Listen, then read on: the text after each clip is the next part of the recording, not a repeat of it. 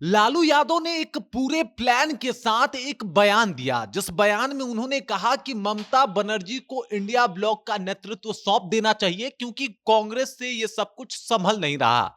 और इसका सीधा असर जो है वो बिहार विधानसभा चुनाव में आपको देखने को मिलेगा।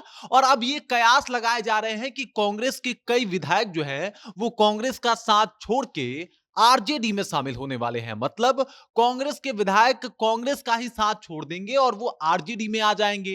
इंडिया ब्लॉक में अब एकदम से तहलका मचा हुआ है और कांग्रेस जो है अब और ज्यादा बैकफुट पे नजर आ रही है बिहार में। एक वक्त था कि कांग्रेस का जलवा था बिहार में, लेकिन लालू यादव के इस बयान के बाद कांग्रेस जो है वो औंधे मुंह गिरने वाली है। किस तरीके गिरने वाली है, किस तरीके से कांग्रेस के विधायक अब आरजेडी के पाले में आने वाले हैं, सब कुछ आपको विस्तार पूर्वक मैं समझाने वाला हूं। लेकिन उससे पहले मेरा परिचय जान लीजिए। मेरा नाम है रजत और आप जनता जंक्शन देख रहे हैं। बीते दिन लालू यादव ने एक बयान दिया ममता बनर्जी को लेके, बयान दिया इंडिया ब्लॉक को लेके। उन्होंने कहा कि भाई साहब ये जो इंडिया ब्लॉक का नेतृत्व है वो ममता बनर्जी के हाथों में सौंप देना चाहिए। अब ममता बनर्जी के हाथों में सौंप देना चाहिए, ये बयान तो आपको बड़ा सीधा लगा होगा, लेकिन लालू यादव की बातें इतनी सीधे होती नहीं है। उन्होंने इस बयान के जरिए कांग्रेस को टारगेट किया और कांग्रेस को टारगेट करने का पीछे का लक्ष्य था मिशन 2025 का विधानसभा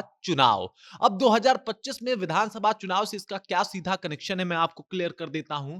सबसे पहले समझिए कि ममता बनर्जी को उन्होंने कांग्रेस से एक तरीके से यह दिखाया कि कांग्रेस जो है वो फेल है हर जगह पे, इसलिए ममता बनर्जी को नेतृत्व जो है वो सौंपना चाहिए। इसका सीधा असर बिहार चुनाव में इसलिए देखने को मिलेगा कि अब आरजेडी जो है, क्योंकि आरजेडी एक प्रमुख भूमिका में नजर आती है, तो आरजेडी जो है वो अब ये बताना चाहती है, जताना चाहती है कि आप हो गए हैं कमजोर और इस बार जब टिकट बंटवारा होगा तो हम आपको 70-72 सीटें नहीं देने वाले। इस बार हम आपको 30 से 35 सीट देने वाले हैं।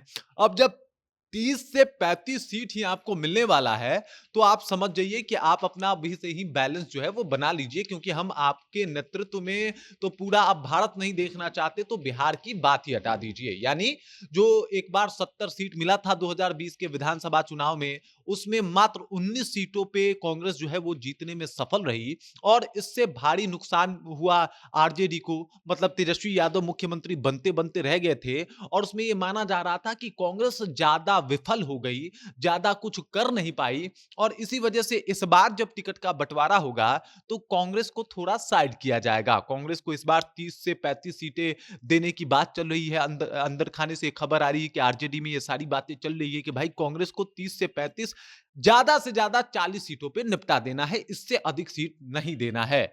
अब समझिए अगर 30 से 35 सीटों पे कांग्रेस पहुंच जाती है और इतने पे उनको चुनाव लड़ने के लिए बोला जाता है, तो जो बाकी के कांग्रेस के विधायक हैं वो तो टूटने वाले हैं। उनको तो चुनाव लड़ना है, चाहे वो कांग्रेस से लड़े या फिर आरजेडी से लड़े। इसलिए ये माना जा रहा है कि कुछ विधायक जो है वो कांग्रेस का साथ छोड़ के आरजेडी में आके मिल जाएंगे। मतलब चुनाव से पहले बड़ा खेला है, एक तो कांग्रेस को दबा दिया, उनके विधायक भी हो सकता है कि अब कमजोर पड़ जाएं, उनकी पकड़ कमजोर पड़ जाए और वो सब लोग आरजेडी में आके शामिल हो जाएं। अब ये देखना बड़ा दिलचस्प होगा कि जिस तरीके का दांव लालू यादव ने खेला है वो कांग्रेस के ऊपर कितना भारी पड़ेगा। मतलब ये तो साबित कर दिया कि भाई साहब देखिए बिहार में एक छत्र राज्य जो है वो हमारा ही है, एक छत्र राज चलता है। तेजस्वी यादव के इस बार मुख्यमंत्री बनाना है, इसके लिए पूरी प्लानिंग सेट है।